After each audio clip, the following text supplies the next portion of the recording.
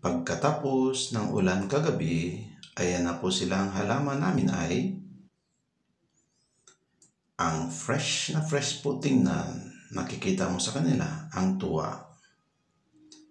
Dahil sila ay nadiligan ng ating inang kalikasan. Kaya masaya nilang salubungin si Haring Araw ng may pagmamalaki sa biyayang natanggap. Kaya naman bilang kapalit, kanila namang iniaalay ang kanilang taglay na bulaklak at mga luntiang mga dahon.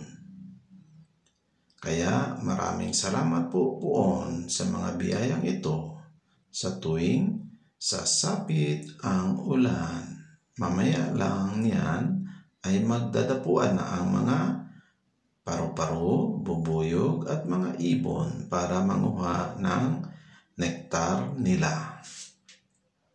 Mga ka-reels, maraming salamat sa pagtangkilik ng aking mga reels.